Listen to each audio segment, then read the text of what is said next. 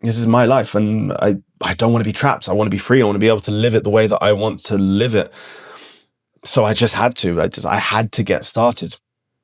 Welcome to the Harlequin Room, the comedic advice podcast for the spiritually downtrodden, creative beings that we are. I am Ira Sylvester, and this is my world. I am a comedian with a degree in psychology and a lifetime ban from London Zoo. It's a long story. Just know that there are no winners in a fight with a lemur, just dead lemurs and crying children. This is a podcast about trying to make it in the life of a creative. This is going to be talking about the ambition, the fears, the delusions, the discipline, the occasional emotional breakdown you have while at a job that you don't hate, but it's hard being a creative because you have to live a kind of double life, because you've got your day job and then you've got your kind of like side hustle, which you're trying to make your main life. And I mean, in my case, it's even harder because I've got a triple life. I've got a secret family in Namibia that I very rarely see, to be honest. And I want to be able to see them more. Not too much though, but still the point is, this is a podcast / journal / a space for creatives to kind of talk. And I will be giving unsolicited, but possibly bad advice based on the experiences that I've had with my journey so far. This is episode 1, and this is how I got started. A little bit of background information about me if you don't know who I am at all. And if you don't, no idea how you managed to find this podcast, but you did. My name is obviously Ira, yada, yada, yada, yada. I am British by birth, Irish and Jamaican by heritage, and I haven't lived in the UK for about 10 years now. I'm 31, 32. How old am I? In the UK, it's really expensive to go to uni. So what did I do? I decided to bounce because I didn't really know what I wanted to do in life. I was just young, and I think even then I knew I wanted to be a creative of some sort. I wanted to be an actor or something like that, but I just didn't really feel like it was in the cards for me. So I didn't really know what else to do.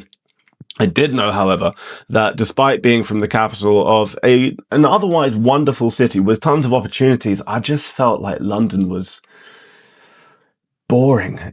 Everything just felt so cyclical. It felt so rushed. It felt so heartless. And I just wanted to get out there. So I went to uni in the Netherlands because I wanted to leave the country. And another thing is, in the UK, if you don't know, it's about £9,000 a year for uni. And I am from a working class background, and I don't want to be a debt slave. I've always had a fear of being trapped. So I just wanted to get out. I wanted to get out of London. I didn't want to be beholden to anything. So I met some people from this university called Groningen in the Netherlands, and I went there. And I decided to do psychology because I didn't really know, again, what I wanted to do. I just knew that I find people interesting, and I find thinking interesting, and I find thinking about thinking also quite interesting. So psychology seemed like really cool. And my mum was like, oh yeah, it's a Bachelor of Science degree. And she's always been very supportive of me just in general, but she did kind of nudge me towards the notion of, she saw the theatric side of me. It's just who I am as a person, but kind of convinced me that, go to uni and get a kind of more a scientific, a bit more kind of proper degree, because you can always do a night class in acting. You can't do a night class in psychology. So I go to uni, living in the Netherlands. I love traveling. I think that's really, really cool. And I traveled around Southeast Asia before I went to uni and all this kind of stuff. And it was fun. It was really, really fun. But I just didn't feel fulfilled. It was, I'll get into this more later on, but I've always struggled with depression and anxiety.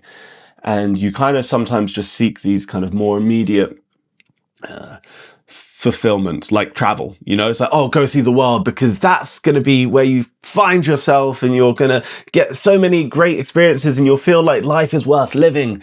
And again, these are short-term fun things, but there was just something missing all the time.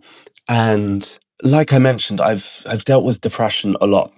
And with depression, you very much become detached from a lot of things. You become detached from the world. And there was just, I keep repeating it, but there was an emptiness. And a side effect of this was I never really felt anything particularly strongly. Like that's maybe not correct, completely correct.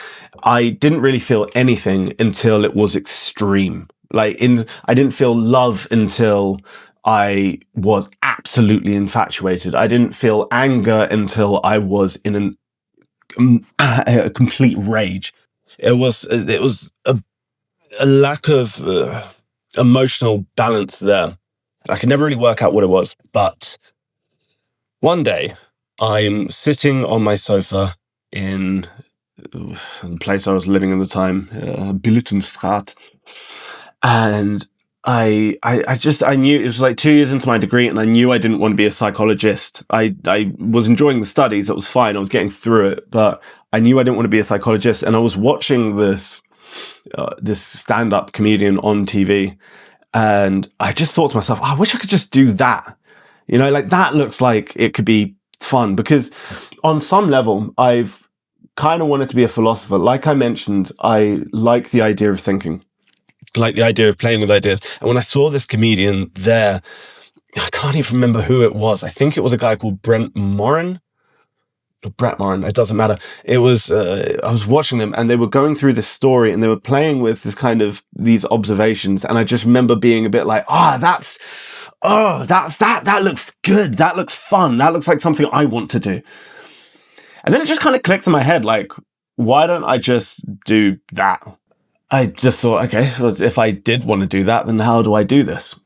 So I went to my desk, I got a pen and my notepad, and I started thinking like, all right, I need to write material. I have no idea how to write a joke, but I'll need to write some material. I obviously can't do a whole hour on my own, so I'm going to need to see if there's anyone else who's interested in trying out doing some stand-up comedy. And then I thought, and we're going to need to find a venue, and then we do that. And then just while I'm writing this down in the notepad, my hand starts shaking. Like I was trembling, like I was nervous, which really struck me as odd, because like I said, I didn't feel anything ever. Like it was not anything ever, but just I didn't feel things strongly. So why was I getting nervous while I'm sitting on my own in my room with no one around, just writing down an idea? Why was I getting scared? And I took that to be a good sign, because it felt like, oh, this feels like something. Fast forward a little bit and get some friends together. We have no idea what we're doing. We managed, one of us worked in a bar, and she managed to convince the manager to let us do a performance there. And because none of us knew what we were doing, we all, there were about 4 or 5 of us, and we all wrote 15 minutes of stand-up material to be performed each in a row. And if you know anything about stand-up, you start off with 5 minutes, maybe even 3, and then you spend months trying to refine how to do that bit. So starting off with 15, I don't even know what we really were talking about. It must have been hot garbage. I've maybe got it written down somewhere. I definitely have a very, very short clip of me doing it. But the absolute first time I performed, I don't really remember, because I had broken my wrist. If you're listening to this and I haven't uploaded a video, I've got this scar on the back of my hand. It's not even showing very well on the camera, but basically it's pretty damn long. And I'm not going to go into the story about that now. It is quite funny, but it's not important. Basically, I'd just gotten out of the hospital, and I was on a lot of painkillers, and I had 1 beer for Dutch courage. I was living in the Netherlands after all. And that beer sent me flying. I already have issues with my memory. ADHD brain, didn't know I had ADHD at the time. So I had everything written down on these cue cards, just in case I started forgetting everything. I could just pull out the cue cards, and then I could just read them out. And obviously, because I'm now flying, half drunk, half high, whatever it is, I just, all the jokes that I had written completely left my head, except for one stupid joke about my hair was in twists at the time. If you don't know what those are, it's basically just you get fake hair and you put it in. I had like these long kind of box braid things, and they were white. And I thought they looked cool, but in hindsight, they mostly look like iPhone chargers. Anyways, I got up on stage. I can only remember that one joke where I say something about maybe I'm born with it, maybe it's Maybelline. And then I pulled my hairband out, shook my hair out, and then realized I couldn't tie my hair up because one arm was in a cast and the other hand, you can't tie your hair up in a bun with one hand. And I was just kind of panicked, but kind of just joking around, just having fun, being like, oh, this is an absolute clusterfuck. There's nothing we can do here. My friend Jessie ended up having to come on stage to help me retie my hair. And I just couldn't, while she was doing it, I couldn't remember anything. So I was just reading out the cue cards and just throwing them into the crowd, being like, hey, maybe this will be worth something one day. And it was silly and it was funny, but because it just felt like such a mess and I felt like kind of like everything was out of control, I wasn't really worried. People were laughing. I was having a good time.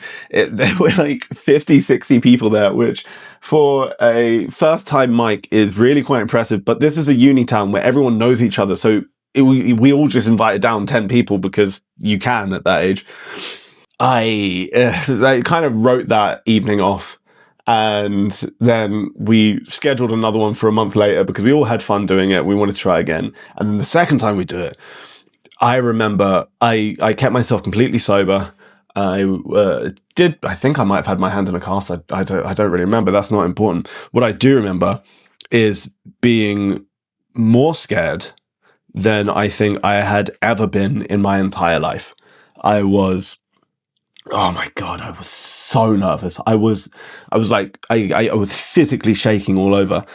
And again, this was just weird because I never felt anything like this before. And then I step out on stage and the light is in my eyes. And the second I step out there, I just suddenly calmed down. But not like I detached like I usually do. It just kind of felt like, this feels right. Which feels powerful or felt powerful at the time. And I mean, to a psychiatrist or a psychologist, it might just be a really, really obvious sign of deep, deep narcissism. But it was, I don't know, it just felt right. It felt really good. Then we did more and we did more and we did more. And we were doing it like once a month for, I think, like the next year and a half. And it was really great. And we were like writing so much material and it was really cool. But what was weird is you have to remember I was in a uni town, a small town of about 200,000 people. There was no English speaking stand-up comedy at the time because Dutch town. And when I finished uni, I got my degree, I moved back to London. I decided I wanted to become a comedian. And as soon as I got back, I made every excuse under the sun not to perform. And I didn't think I was making excuses at the time. I was just thinking like, oh, I've just moved back. I need to find like a job to sustain myself at the moment. And I need to do all this and da, da, da. And oh, that one's actually just really far away. And I haven't really been writing much at the time and da, da, da, and the thing is, it's ridiculous because I just spent like a fucking year writing fucking 15 minutes at a time. That I had plenty of stuff I could pull from. Also, it's London. It's a city of however like 10 million people. I don't know. It doesn't matter. The point is that there are so many mics all over the place. If I wanted to get on stage, I could have, but I didn't. And the reason why I didn't is because I was scared.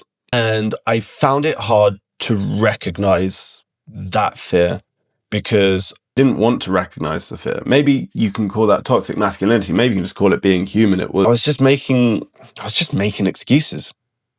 Then, without going through all the details of the story, I was there for 6 months, 8 months, maybe a year. I'm really bad with time. It was about a year, and then COVID hit, and I kind of got like a get out of jail free card because now I didn't have to admit that I was scared because now no one could go outside.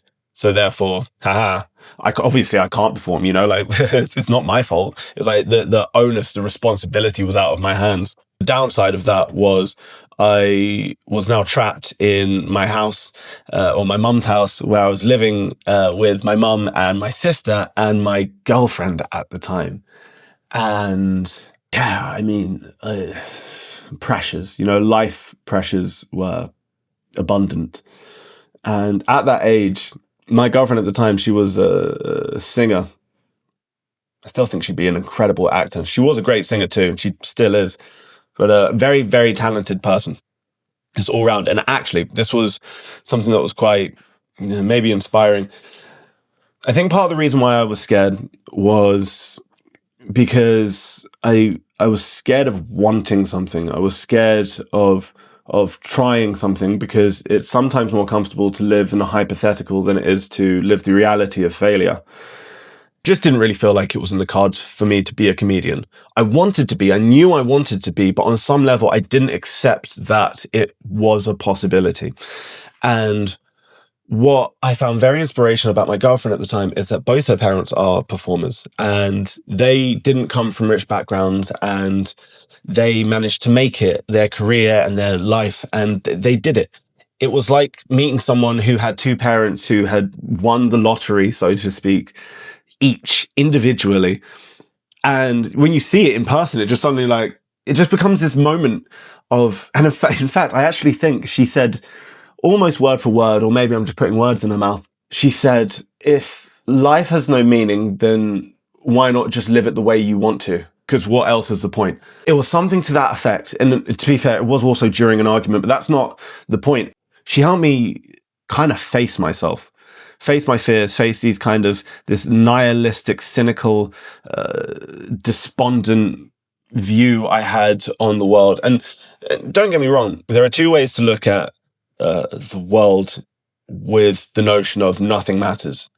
There is nothing matters, why bother try doing anything? And then there is nothing matters, why bother trying doing anything? And I was the latter. I was the more kind of hey, laissez-faire, having fun, drinking all the time, partying. I'm in my early 20s. I'm like, this is what people in the early 20s do. It's fine. Excuses, excuses, excuses, excuses. And it's just, essentially, I was only acting that way because I was too scared to grab life by the balls and live it the way that I actually wanted to. And she made me kind of face that. So I will forever be grateful to her for that. We decided to get out of the house because it was too much living with my mum and my sister, and she had an apartment in Denmark, so we were like, let's go there, we can try and live our creative dreams and all this kind of stuff. So we move over to Copenhagen, and it's I don't know, maybe it's just because it was a smaller city, but I had decided if I'm going to take this seriously, I need to take this seriously now, because if I don't do it now, I'm never going to. Started focusing on trying to become a comedian, but it was stressful because I was also trying to set up this business as a mental health first aid instructor, which I was kind of doing because I was trying to use my degree and I wanted to work remote and I wanted to, earn money, but I also didn't want my job to take up my entire life. And in Copenhagen, obviously, I didn't speak Danish, because who the hell speaks Danish? Even living here, I know a bunch of people who have given up. And anyway, that's not the point either. So I decided to just try and take it seriously. And then I was trying to perform as often as possible. We had this new place and life was exciting. And then we started arguing, and then it got worse and it got worse and it got worse and then it got worse. And then I got my heart absolutely fucking shattered. And the difficult thing about that is I had tied so much of my identity and self-worth around not just her, but who I was while with her. And, don't get me wrong, I like my life now, but fuck. I felt so broken. And the one and only thing that I knew I wanted to do, I actually need to stop for a second. This episode is brought to you by the sun, that bastard in the sky that stares at you all day long and judges everything that you do. I promised I wanted to be honest about this whole journey, so I'll cut out most of this because you don't need to see this kind of stuff. But the problem is, when you get that broken and you've tied so much of your identity to a person or a thing, it just leaves you feeling so lost. The one thing I knew that I kind of leaned on was that I wanted to be a comedian, and it absolutely became my identity. Yes, I was performing as much as possible. I was writing as much as possible. I was drinking way more than I should do. And it's tempting to try and re-establish yourself with an identity, because identity is important. And as a creative, it's easy to tie your entire identity to one thing. But what I should have realized at that time, and then stupidly didn't, was it's really dangerous to tie your identity to a singular thing. This isn't just a thing about vulnerability or anything like that. It is is limiting. Like, the whole issue I had before was I never wanted to feel like I was trapped, but I also wanted to feel like I had a foundation, like I was sturdy.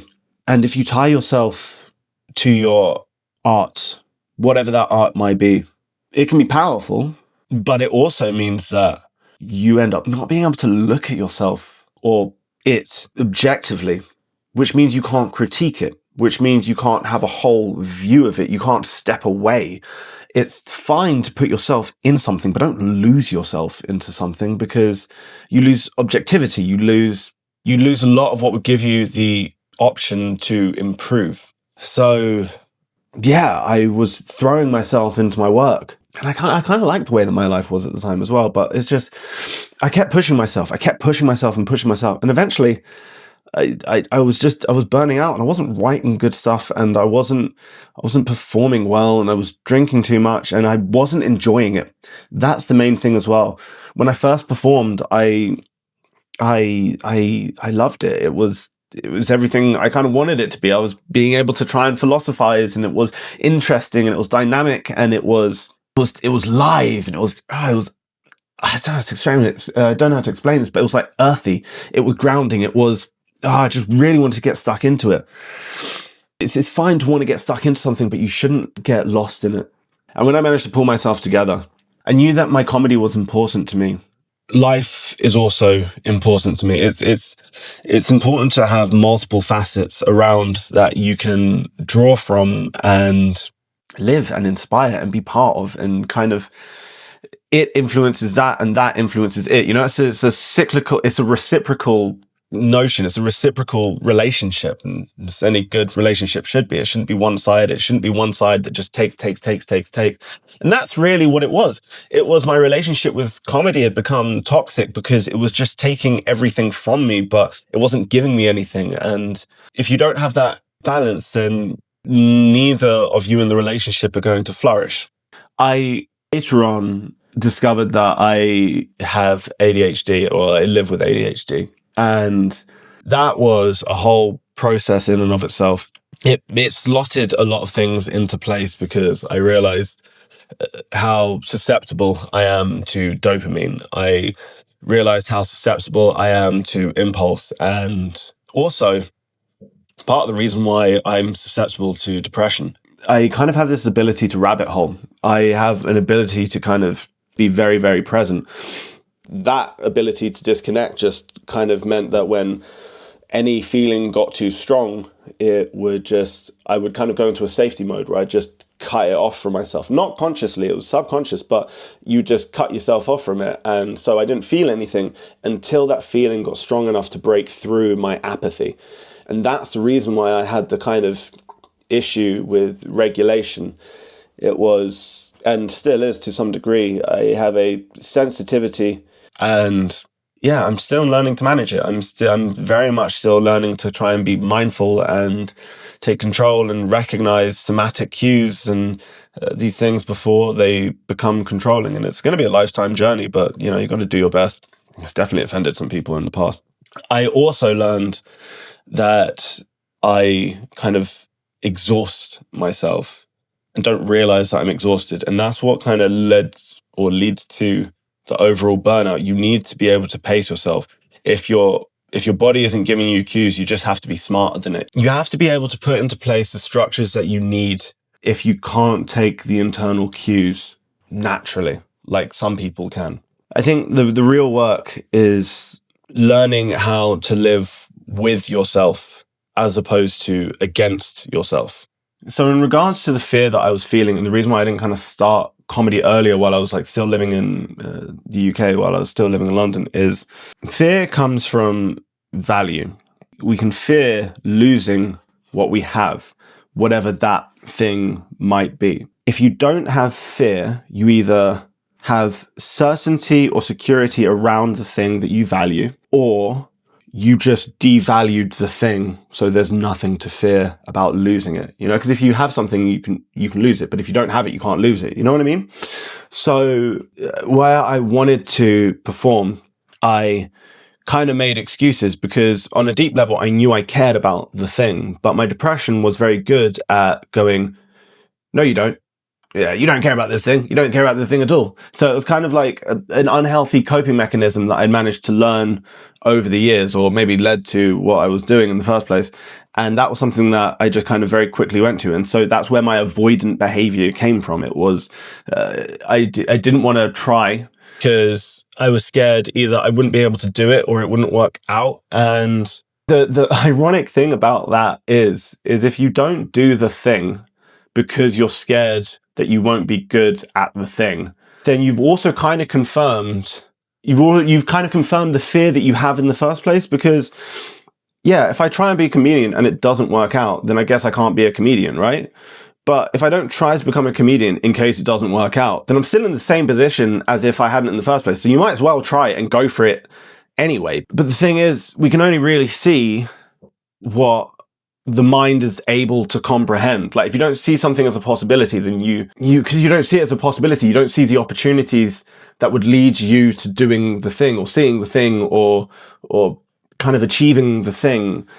I guess the core question is, would you rather sleep with your mum or your dad? No.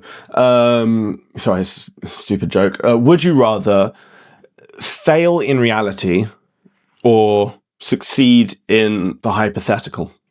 On a cosmic level, nothing matters. The universe is completely indifferent to everything that we do. It is chaos out there, just going on, reactions happening in a myriad of different ways, and we are lucky enough to have this kind of little thing called consciousness, which is an awareness, at least in my belief. You may have other beliefs, but I mean, mine to me makes the most sense. Nothing in the universe is keeping score. There's no cosmic judge waiting to grade your choices. I mean, unless you're religious, and there is actually a cosmic judge very specifically waiting to judge some very clearly written down rules that are highly open to interpretation.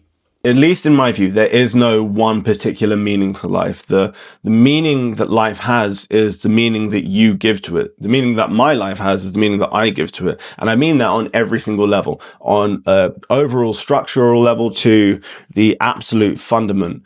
It is a series of value judgments how we live our lives, because life is essentially all about choices. You are far more powerful and far more in control of the choices that you make in your life than at least I realized when I was younger.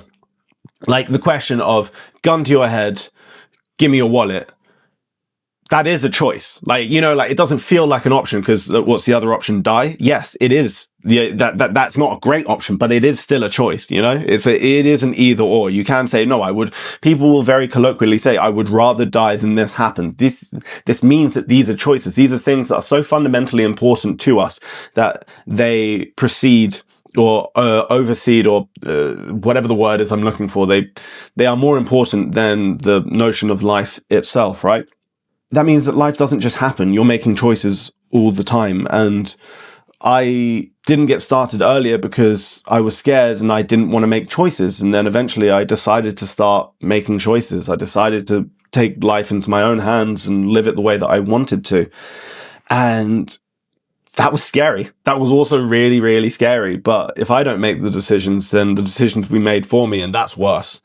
Because again, this is my life, and I don't want to be trapped. I want to be free. I want to be able to live it the way that I want to live it. So I just had to. I had to get started. Making choices is scary, and sometimes you will make the wrong ones, but, you know, that's fine. Making wrong choices is very rarely fatal. And almost always you're going to learn something from it at the very, very least. So, I mean, you might as well make the choice, and then you grow. And as you get older, you'll eventually be making less and less wrong choices, hopefully. And that's just the way that life goes, you know? And I just decided I wanted to find meaning, and I wanted to play with ideas, and I wanted to make people laugh, and I wanted to get into that earthy live thing again and just keep doing it and to express it. And just I started comedy because I just wanted to.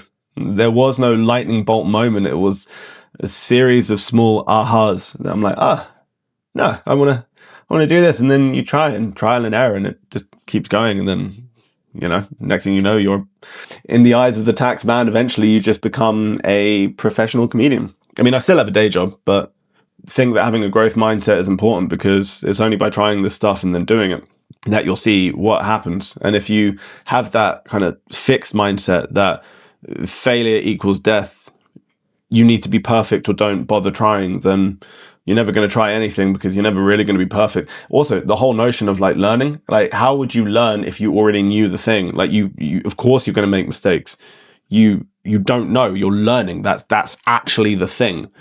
You can't be good at something before you've tried it. You might have some talent for something, better than, I don't know, some other people, but quite frankly, and I know this sounds bad, other people don't matter. You're the only one who really matters. It's your life, it's your experience. You've got to be your best version of yourself. And yeah.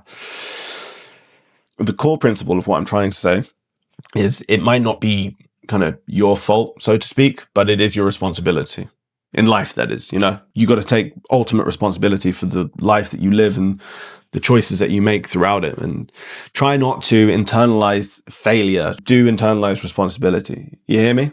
In conclusion, I didn't get started because I finally felt ready. I got started because I realized that waiting for readiness was just another way of staying safe.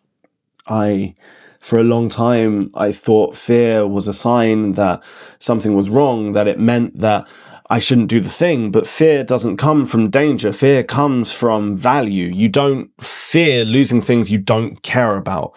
And I think that's what kept me stuck for so long.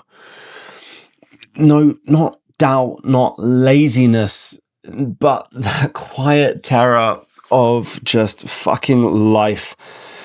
Just liking something and liking something enough that it could hurt you. That's what scared me. I didn't want to be hurt like that. Because once you commit, you can fail. And once you fail, you can't hide behind the fantasy of what could have been. So I didn't want to start. But by not starting, I was missing out on life. And that sucks way worse.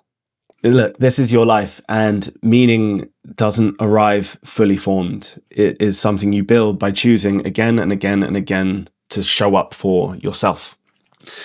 So if you're listening to this and you haven't started yet, maybe it's not because you don't care. Maybe it's because you care more than you think. And maybe that's not a weakness. Maybe that's the whole point. This has been fun, and also way more emotional than I thought it would be. Now it's time for the HR breakdown, the agony uncle section. We have been written into by this amazing person called Elise. Actually, you should check her out. Her TikTok is Elise Unhinged, and she makes some of the most funny, crazy, beautiful. It's someone very talented, very much doing their own thing, and it's really cool. Elise Unhinged, check her out on TikTok. But she's got a question. And her question is, as a creative with ADHD, I struggle with prioritizing and knowing which of my creative endeavors to follow through with, as I keep following the dopamine wherever it leads me until something bores me. Any advice? Yes, I do, because that is the bane of my life. What I find really, really helps is goal setting. At least the way that works best for me is start off with what is your overarching thing. Like what's the big thing? Do you want to be Beyonce? Do you want to be Eminem? Do you want what would be if you threw caution to the wind and took away all the fear, and you have to be really honest with yourself? What is it that you really, really want? And you start with that, and then you use SMART goals to break that down. For example, my big, hairy, audacious goal would be, I want to be big, but I don't want to be the biggest. I want to be big enough to do whatever the hell I want. If you've ever seen this show called Welcome to Wrexham, you should. It's a lot of fun. It's hosted by Ryan Reynolds and Robert McElhenney. And I don't want Ryan Reynolds fame. I want Rob McElhenney fame. I don't want to be this A-list superstar who would walk down the road and get harassed by everyone. I want to be big enough that I can kind of do what I want. If I've got a project, it gets greenlit, at least a big enough name for production companies and things like that to give me a chance to just try stuff, you know? Like, that's what I want. I want to be able to just do what I want. Yeah. So that's my goal, right? As a comedian. And then what you do is you break it down into smaller steps. So then I do yearly SMART goals, and these SMART goals, SMART standing for specific, measurable, achievable, realistic, and timely. I do them year by year, and the goals are not necessarily meant to be achieved, which sounds weird when you're talking about goal setting. But what I mean is that they are like guidelines, right? So, for example, this year I've got for professional, creative, and personal. For professional, I want to finish my hour and start its tour, and I want to pitch this TV show that I've been working on for the past 3 years. For creative, I want to post 10 podcast episodes, build YouTube to 100 subscribers, and then post at least once a week on Insta, TikTok, yada yada for 6 months. And then with personal, I want to get a minute handstand and be able to walk without pain. So like those are mine, right? The idea being is that with ADHD, especially, it can sometimes feel like new equals more important. And then because you get a bunch of different things coming up, you end up just with a lot of balls in the air. You end up doing a bunch of different things, and you kind of lose perspective of what it is you were trying to do in the first place. And that's why it's helpful to have these like kind of higher overarching goals that you kind of break down, right? So if you know what your North Star is, it makes it easier to work out what you want to do next. And there might be multiple things that you want to do next. So then you try and create like a yearly type thing, like, all right, so I'm going to go for this one first, and then this one, and then this one, and then this one. And obviously life happens and plans change. So I suggest that with the year thing that you do is then have a 6 month check-in, maybe even a 3 month check-in, maybe even a 1 month check-in. And then just do this year after year after year after year after year, because being a creative isn't a kind of straightforward thing. There's a bunch of things that we want to do. All of us kind of have multiple plates spinning and all that kind of stuff, unless you don't for some reason, but like that's fine if you don't, in which case I'm very jealous. It's very overwhelming at times, but it's okay to spin multiple plates. It's just try and remember what's your North Star, and if sometimes just write it down, you know, like if you get a new idea for something, be like, oh, that's a great idea, write it down, do it later. There we go. Then you get that little dopamine rush of, oh, I've kind of achieved something by kind of just writing it down in the first place. That way, you know you won't forget it, but it gives you the leniency to focus on the thing that you were currently doing, like tying your shoelaces or, I don't know, having sex. Well, I hope that helped. And that takes me to the final section, the recommendation I have. My first recommendation for the first episode is going to be Marcus Aurelius's Meditations. It is a book that basically Marcus Aurelius was this emperor of Rome, right? And he would write these like little notes to himself, like basically don't be a bad person, or try this, or one is today you're going to be faced with people who test you and people who are lovely. Be prepared for both. They're like little things like that, right? And there are a bunch of translations. So I suggest the one by Gregory Hayes because it's at least as far as I found, it's the most kind of understandable, normal language version. It's on Spotify. I know that. I don't know if it's other places, but yeah, Meditations by Marcus Aurelius, Gregory Hayes translation is really insightful. There's lots of life lessons. I like to take notes of these kinds of things so I can remember them for later, and I keep my own meditations. And it can be useful. But as I mentioned earlier on in the episode, do be careful with Stoic philosophy, because although it can be wonderful to be mindful and maybe detach yourself from the value of certain things, those same qualities taken to the extreme can lead you to being susceptible to toxic relationships, i.e. so mindful and so detached that you kind of devalue even yourself, and it can be hard to keep borders with all those kinds of things. So remember, with that, and like with this, just take it all with a pinch of salt. If you've made it this far, thank you so much for listening to all of it. I've been Ira Sylvester. I've been your host. I'm grateful. If you have any questions you want me to answer, please send them in. Shoot me a message over Instagram at Ira Sylvester Official, or respond to my newsletter. You can join my mailing list through the link in my bio on my Instagram. If you don't have Insta, go on Facebook. If you don't have any of that, it's linktree/Ira Sylvester. Go on to that. If you can, please like, follow, subscribe, leave a comment, do whatever it is wherever you're listening to this that tells the algorithm I exist. Those little things, they mean a lot to startups, like people who are like getting into this thing. So I'd massively appreciate that. Episode 1 done, I suppose. That's pretty nifty.